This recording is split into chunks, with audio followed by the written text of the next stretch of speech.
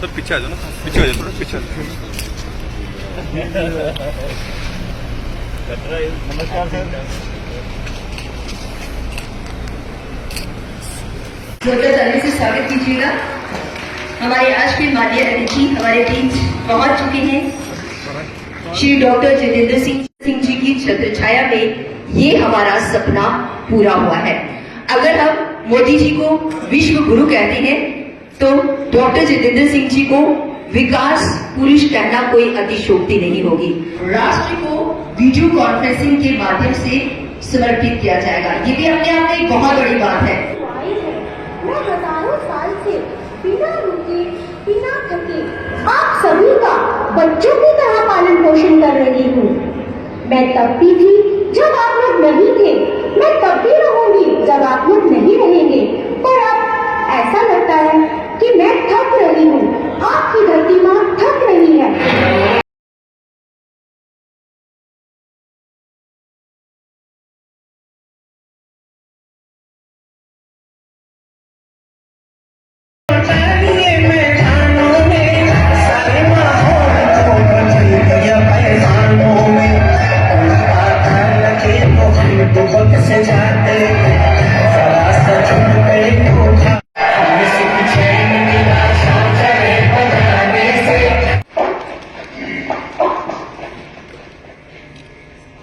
जनप्रिय जनसेवक प्रधानमंत्री विकसित भारत निर्माण के संकल्प को सिद्धि तक पहुंचाने के लिए कि अभी कितने लोग जुड़े हैं, कितने सांसद हो रहा है।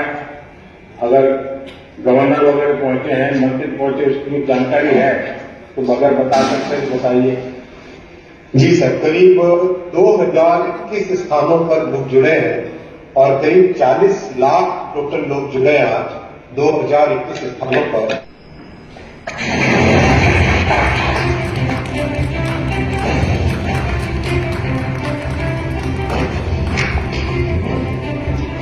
भारतीय टीम जिसे लेकर महज 1 दशक पहले तक काम धारणा थी कि इसमें बदलाव और सुधार नहीं हो सकता। नमस्कार। आज का ये कार्यक्रम नए भारत की नई कार्य संस्कृति का प्रतीक है। आज भारत जो करता है अभूतपूर्व स्पीड से करता है। कुछ दिन पहले मैंने जम्मू से एक साथ आईआईटी, आईआईएम जैसे दर्जनों बड़े शिक्षण संस्थाओं का लोकार्पण किया। कल ही मैंने राजकोट से एक साथ 5 एम्स और अनेक मेडिकल संस्थानों का लोकार्पण किया। रेलवे स्टेशनों के कायाकल्प का डॉक्टर जितेंद्र सिंह जी द्वारा किया जा रहा है। बहुत ही खूबसूरत पल, बहुत ही खूबसूरत मूवमेंट और बहुत सारी तालियों से स्वागत कीजिएगा। बिल्कुल अब अपने सामने देख रहे हैं श्री माता वैष्णो देवी कटरा रेलवे स्टेशन के प्लान का पुनर्विकास अनावरण केंद्रीय राज्य मंत्री डॉक्टर। सबसे पहले तो धन्यवाद करना है आदरणीय प्रधानमंत्री श्री नरेंद्र मोदी जी का। सदा उन्होंने जम्मू कश्मीर को प्राथमिकता में रखा है और कटरा वैष्णो देवी की इस धर्म नगरी को भी हमेशा प्राथमिकता प्राप्त हुई है। कटरा का वो पहला रेल स्टेशन था जिसका लोकार्पण प्रधानमंत्री बनने के बाद मोदी जी ने सबसे पहली बार किया था और प्रधानमंत्री बनने के बाद वो पहला स्टेशन जिसका लोकार्पण उनके हाथों से हुआ। उसके उपरांत कटरा उत्तर भारत का वो पहला स्टेशन था जहां वंदे भारत प्रारंभ हुई। उससे पहले चंद एक स्टेशन वाराणसी इत्यादि तक ही वंदे भारत सीमित थी। इसी प्रकार कटरा वो पहला रेल स्टेशन उत्तर भारत का जहां दूसरी वंदे भारत भी प्रारंभ हुई। कटरा वो पहला रेल स्टेशन शायद सारे देश में जिसमें आप पहली बार सोलर पावर बैक्ड ऊर्जा की व्यवस्था हुई। उसके बाद कुछ और स्टेशन भी सोलर पर कन्वर्ट हुए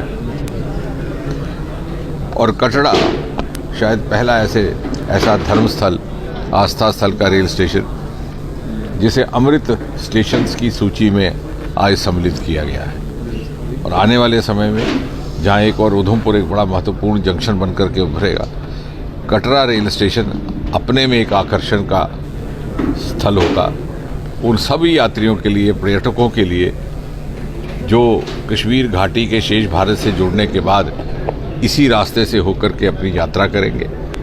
और यहाँ पर दुनिया का सबसे ऊंचा रेल का पुल भी इसी स्टेशन के को काफ़ी नज़दीक है, वो भी एक अपने में आकर्षण रहेगा। जैसे मोदी जी ने कहा कि 1 स्टेशन 1 प्रोडक्ट, मैं यहाँ प्रशासन से यही चर्चा कर रहा था कि क्या ऐसा हो सकता है कि हम रेल के इस दुनिया के सबसे ऊंचे पुल के रेप्लिकाज बनाए अलग अलग पदार्थों से, जिस तरह से आगरा में ताजमहल बिकता है और आके पर्यटक खरीदते जाते हैं, तो उससे हमारा प्रचार प्रसार भी होगा और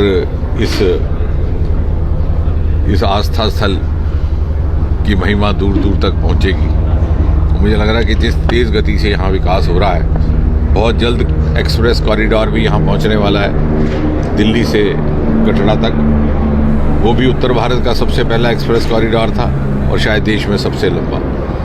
दूसरे शब्दों में ये भी कहा जा सकता है कि यहाँ रहने वाले लोगों के लिए एक से अधिक विकल्प हो जाएंगे यातायात के। सड़क के माध्यम से भी जा सकते हैं, उसमें भी 4, 5, 6 घंटे में वो दिल्ली पहुँच जाएंगे। वो अगर रेल के माध्यम से जाते हैं तो 7, 8 घंटे में वो वंदे भारत के माध्यम से पहुँच जाते हैं। और आने वाले समय में दोनों ही तरफ, अगर वो कश्मीर की तरफ जाएंगे तो वो भी 2-3 घंटे में, सड़क में भी और रेल में भी। और ये सारे विकल्प न केवल इस स्थान को पर्यटन की दृष्टि से बढ़ावा देंगे, बल्कि भारी संख्या में आने वाले वैष्णो देवी के यात्रियों की संख्या में भी इजाफा होने वाला है, जो हमने गत वर्ष देख भी लिया है। चाहे कि बहुत से लोग इस बात का अध्ययन नहीं करते, शायद उनको ध्यान में नहीं रहता कि 1960 में एक संधि हुई थी हिंदुस्तान और पाकिस्तान के बीच में, जब पाकिस्तान राष्ट्रपति अयूब खान हुआ करते थे, जनरल अयूब खान, और यहाँ प्रधानमंत्री जवाहरलाल नेहरू। उसके तहत 3 नदियों का बंटवारा हुआ था हिंदुस्तान और पाकिस्तान के बीच में। पाकिस्तान के हिस्से में सिंधु, चेनाब और झेलम आए थे, और हिंदुस्तान के हिस्से में रावी, सतलुज, ब्यास। उसमें सबसे बड़ा दरिया जो हमारे हिस्से में आया वो रावी था। लेकिन उस परियोजना के ना बनने के कारण जो हमारे हिस्से का पानी था वो पाकिस्तान जाता था, और उसका योजना का प्रारंभ हुआ था आज से लगभग 30 वर्ष पहले। लेकिन तत्कालीन सरकारों ने उसको प्राथमिकता नहीं दी, शायद कहीं राजनीति भी जुड़ी रही। उससे प्रमुखतः 4 जिलों का लाभ होता है, जम्मू कश्मीर की तरफ सांबा और कठुआ, पंजाब की तरफ पठानकोट और गुरदासपुर। लेकिन यहाँ की सरकारों ने उस तरह तवज्जो नहीं दी, ना मालूम क्या कारण रहे होंगे, हो सकता है कोई राजनीतिक कारण भी रहे हों। मोदी जी के आने के बाद जब उनके समक्ष ये बात रखी गई तो पुनः एक समिति बनाई गई, principal secretary to prime minister की अध्यक्षता में नए दस्तावेज बनाए गए। उसके बाद भी यहाँ की तत्कालीन सरकार जो दूसरी पार्टी की थी, उसने थोड़ी सी उसमें अड़चन लाई। लेकिन जब यहाँ राज्यपाल शासन घोषित हुआ तो योजना फिर से प्रारंभ हुई है। और जो इंडस वाटर ट्रीटी जो 1960 में जिस पर हस्ताक्षर हुए थे, उसका सही माने में अमल आज लगभग 50-60 साल के बाद होने लगा है। जो भी योजना बनेगी सबकी सहमति से ही बनेगी। अब बड़े प्रोजेक्ट को रोका तो जा नहीं सकता, पहले भी ऐसी बातें आई और जहाँ जहाँ संभव हुआ उसमें समझौता भी किया गया, कहीं अलाइनमेंट का, अगर बिना उसका, क्योंकि मूलतः ये रहेगा कि जो सफ़र की यात्रा का समय है उसमें फ़र्क ना आए।